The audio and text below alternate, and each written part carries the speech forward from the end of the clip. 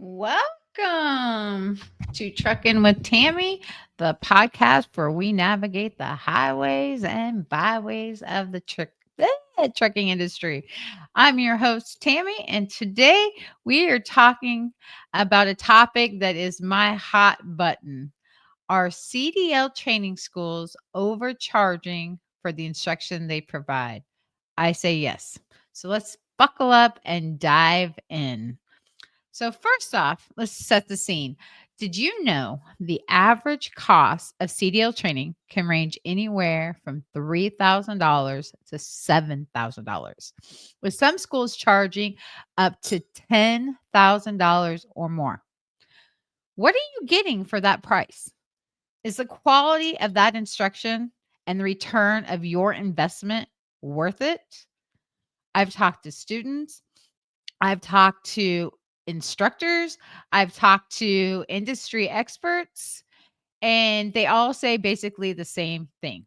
So I talked to a student driver that said they paid about $5,000 for their course, but they were rushed. They went in, they did the classroom, they spent a lot of time on the classroom. But when it came to the actual driving, he said they were just checking off boxes. So they give them the sheet, right? It lists all the things that they are supposed to learn, stop signs, stop lights, making a left turn, making a right turn. And they just check off those boxes as they go. And you do it once, one and done. Later, Gator. And that's a common sentiment that I've heard.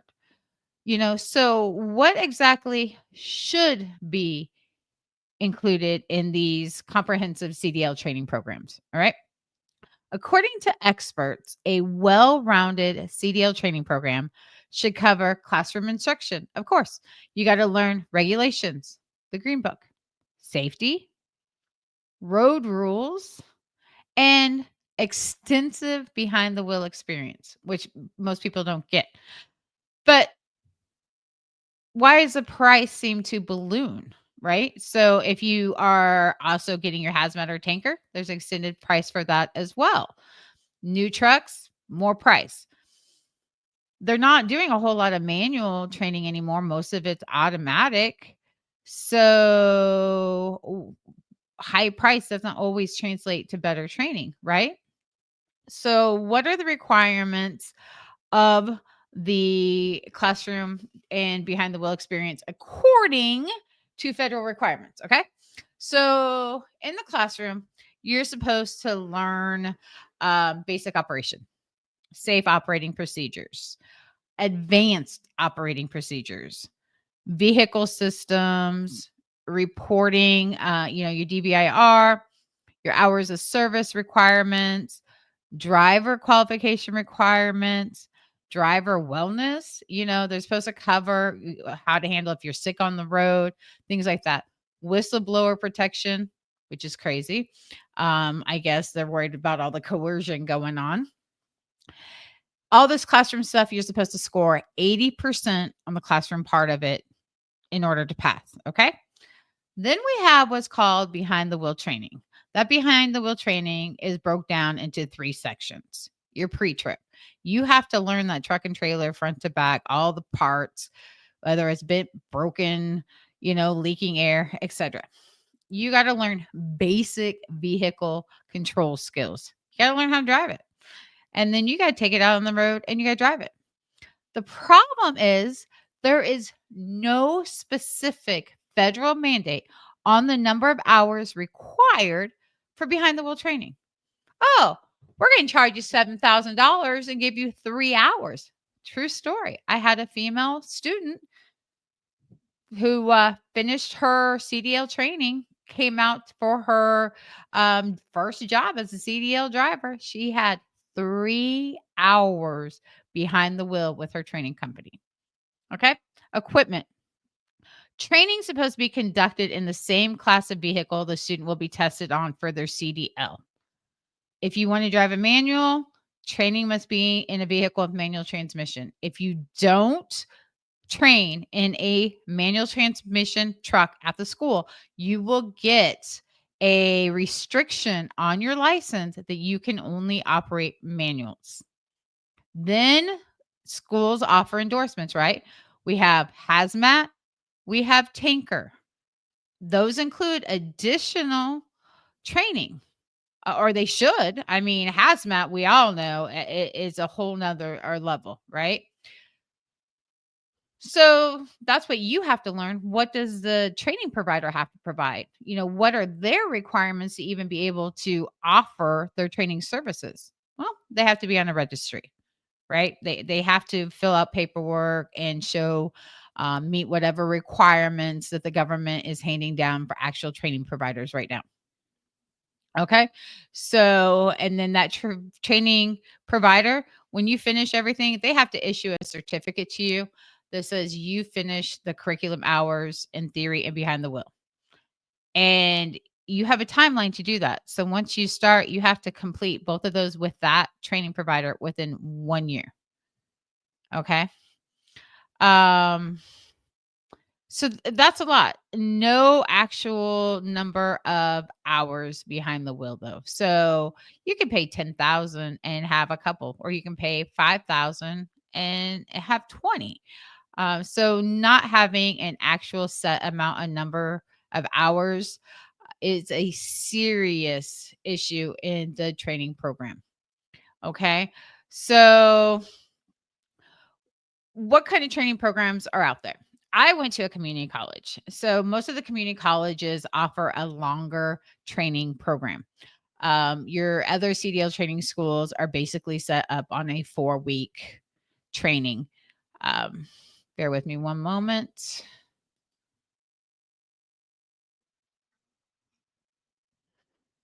Had to get my coffee. I was getting a little dry there. You notice I have a spoon in my coffee? Yeah, everybody likes to tease me about that. That is my coffee spoon. I don't share it. It's my spoon. Everybody in the house knows to leave my spoon alone, right? Okay. So, community college versus other CDL training programs, right? So, the best training normally comes from the school that's going to focus on real world scenarios, right?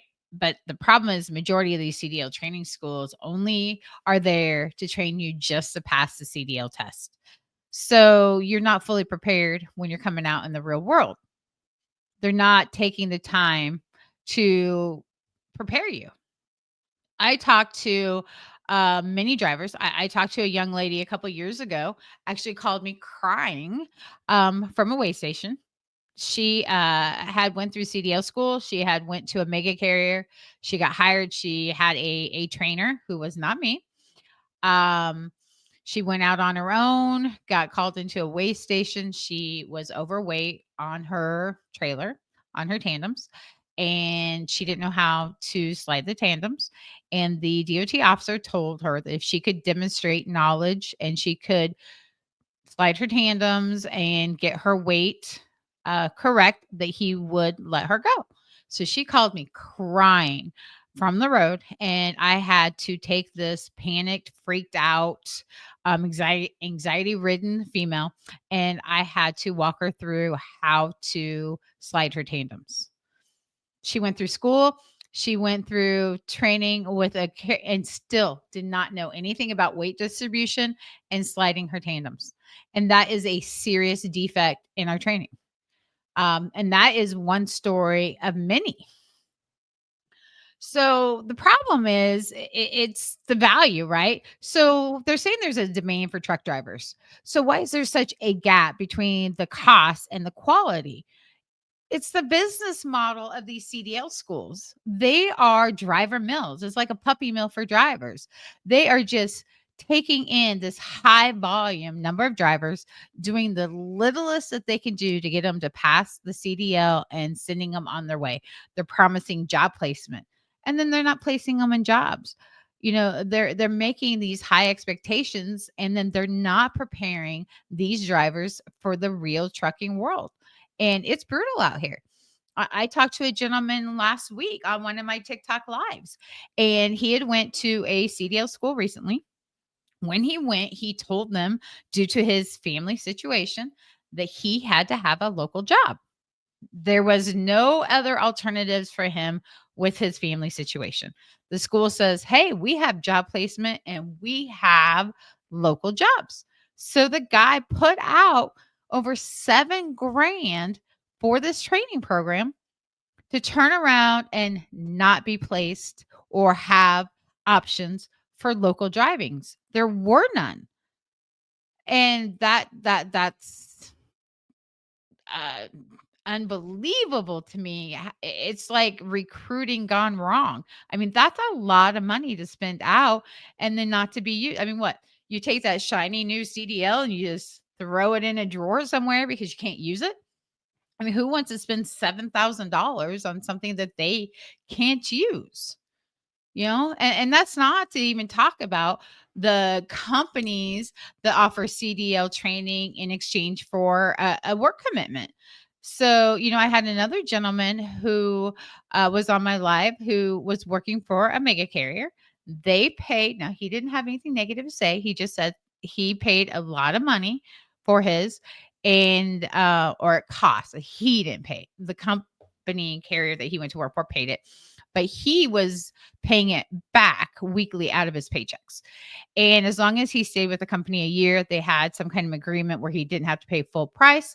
But if he left them, then within that year, then he had to pay the full financial burden of that. Uh, so, what are our options for paying these overly inflated tuition? One, cash. I mean, hard-earned money. I mean, I don't know a lot of people that are looking for a career change that has that much money laying around, to be honest. I guess income tax time is coming if you're looking to spend some money.